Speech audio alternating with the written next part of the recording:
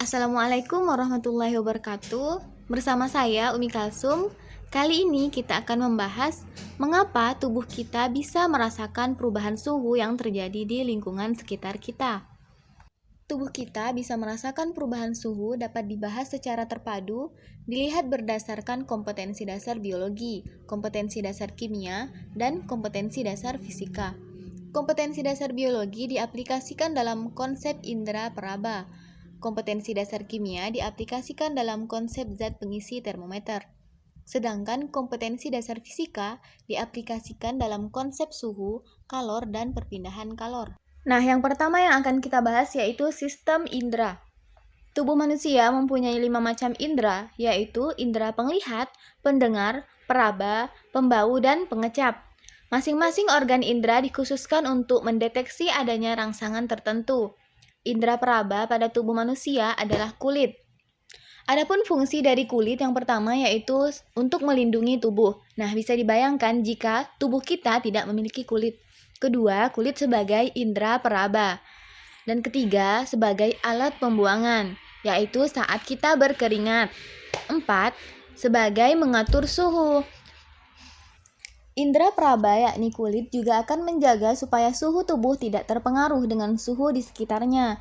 Ini mengartikan jika kulit akan mengusahakan supaya suhu tubuh tidak berubah meski sedang terjadi perubahan suhu di lingkungan sekitar. Proses tersebut terjadi dengan cara menyeimbangkan pengeluaran serta pemasukan panas tubuh dari kulit. Dalam kondisi normal, suhu tubuh manusia adalah antara 36,6 derajat hingga 37,2 derajat Celcius. Sedangkan suhu kulit sedikit lebih rendah dari suhu tubuh.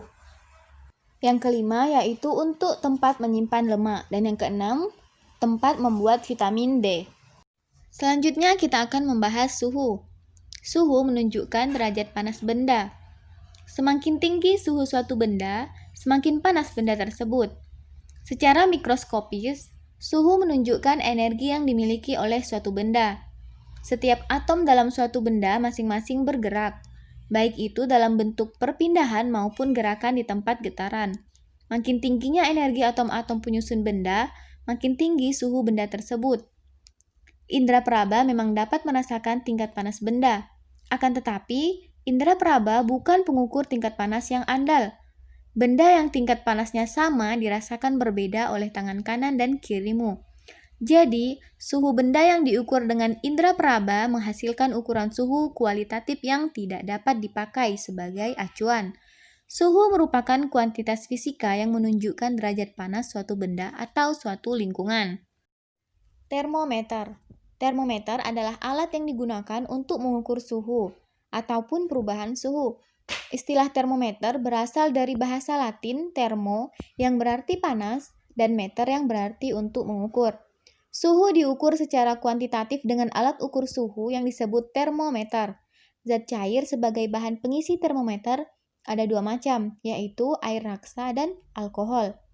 Adapun macam-macam termometer yang pertama yaitu termometer zat cair, 2 termometer laboratorium, 3 termometer suhu, 4 termometer bimetal, 5 termometer kristal cair, 6 termometer ruangan, dan ketujuh termometer maksimum minimum. Berapa ya suhu tubuh manusia sehat? Suhu tubuh manusia normal adalah 37 derajat Celcius. Celcius salah satu contoh satuan suhu atau skala suhu. Saat ini dikenal beberapa skala suhu, misalnya Celsius, Fahrenheit, Reaumur, dan Kelvin. Perbedaan antara skala itu adalah angka pada titik tetap bawah dan titik tetap atas pada skala termometer tersebut.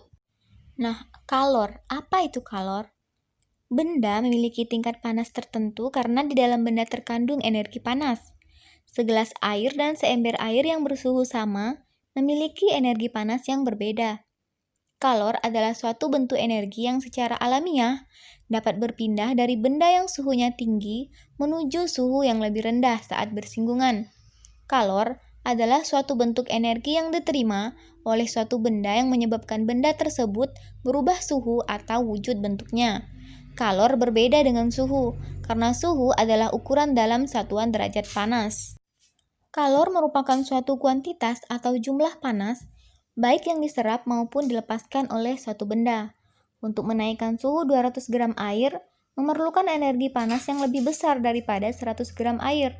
Padahal suhu yang sama, zat yang masanya lebih besar mempunyai energi panas yang lebih besar pula. Selanjutnya asas Black. Dua buah benda yang berbeda suhunya, jika dicampur maka benda yang bersuhu rendah akan menyerap kalor, dan benda yang bersuhu tinggi akan melepaskan kalor. Sesuai dengan asas Black menyatakan bahwa besarnya kalor yang diserap sama dengan kalor yang diterima. Artinya, Q lepas sama dengan Q terima. Hubungan konversi energi listrik menjadi energi kalor dirumuskan dengan W sama dengan Q, yaitu P dikali T sama dengan massa dikali kalor jenis dikali delta T.